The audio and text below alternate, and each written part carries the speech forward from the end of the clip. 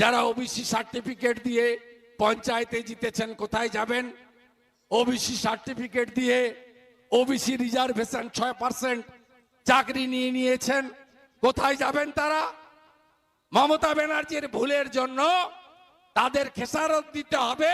আজকে হাইকোর্টের রায় ওবিসি নিয়ে, ওবিসি মানে শুধু হিন্দু নয়, মন্ডল কমিশনের লড়াই হলো।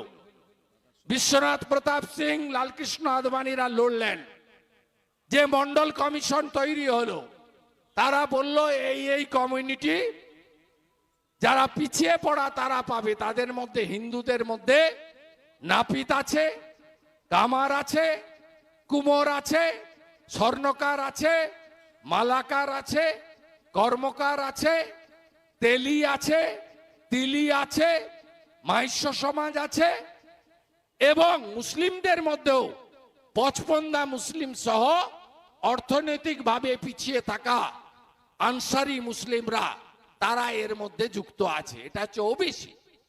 মমতা ব্যানার্জি তার ভোট ব্যাংকের রাজনীতির জন্য অরিজিনাল ওবিসি যারা কুর্মী সহ তাদেরকে আপনাদের নাপিত, ঘোষ যারা গোয়ালা, এখানে ঘোষ বলে আর বিহার ইউপিতে যাদব বলে গোপ, এদেরকে সবকে করে দিল ওবিসি বি। আর ভোট ব্যাংকের রাজনীতির জন্য তিনি ওবিসি এ করে দিলেন একটা নির্দিষ্ট সম্প্রদায়ের 98% লোককে। এবং এটা করতে গেলে বিধানসভায় আইন পাস করাতে হয়, দিল্লিতে ওবিসি কমিশনে পাঠাতে হয়, লোকসভা থেকে অনুমোদন নিয়ে রাষ্ট্রপতি মহোদয়ের ছাড়পত্র নিতে হয়। এই যে 2010-এর পরে ওবিসি সার্টিফিকেট বাতিল হয়ে গেল, এ দায়িত্ব কে নেবে? কে দায়িত্ব নেবে?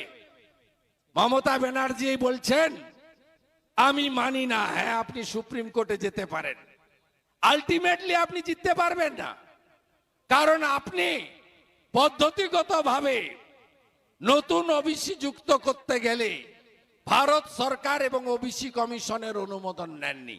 কত লোককে বিপদে ফেললো। যারা ওবিসি সার্টিফিকেট দিয়ে পঞ্চায়েতে জিতেছেন কোথায় যাবেন? ওবিসি সার্টিফিকেট দিয়ে ওবিসি রিজার্ভেশন 6% চাকরি নিয়ে নিয়েছেন কোথায় যাবেন তারা? মমতা ব্যানার্জির ভুলের জন্য তাদের খেসারত দিতে হবে।